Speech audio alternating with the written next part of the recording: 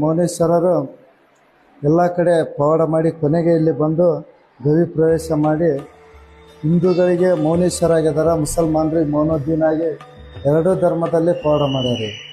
ಇವರ ತಂದೆ ಶೇಷಪ್ಪ, ತಾಯಿ ಶೇಷಮ್ಮ. ಇವರ ಜನ್ಮಸ್ಥಳ ದೇವರ ಗೋನಾಳ. ಇವರು ಎಲ್ಲ ಧರ್ಮದಲ್ಲಿ ಪವಾಡ ಮಾಡಿ ಎಲ್ಲ ಸಮಾಜದವರಿಗೆ ಒಂದು ಇಲ್ಲಿ ಬರ್ತಕ್ಕಂಥ ಒಂದು ಅವಕಾಶ ಕಲ್ಪಿಸಿಕೊಟ್ರು ಮೌನೇಶ್ವರಿ. ಈ ಜಾತ್ರಾ ಮಹೋತ್ಸವ ಏನು ಮೌನೇಶ್ವರ ಗೃಹ ಪ್ರವೇಶ ಮಾಡಿದ ತಿಥಿಯಂದೇ ನಡೀತದೇನ್ರಿ? ಮತ್ತೇನ ಜಾತ್ರಾ ಮಹೋತ್ಸವ ಅವರಾತ್ರಿ ಅಮಾವಾಸ್ಯೆ ಆಗಿ 10ನೇ ದಿನದಿಂದ ಪ್ರಾರಂಭವಾಗಿ ಪೂರ್ಣಿಮೆವರೆಗೆ ಇರುತ್ತೆ. ಭಾರತ ಹುಣ್ಣಿಮೆವರೆಗೆ 5 ದಿನಗಳ ಕಾಲ ಪ್ರತಿನಿತ್ಯ ಇಲ್ಲಿ ಉತ್ಸವ ಕಾರ್ಯಕ್ರಮಗಳು ಇರ್ತವೆ.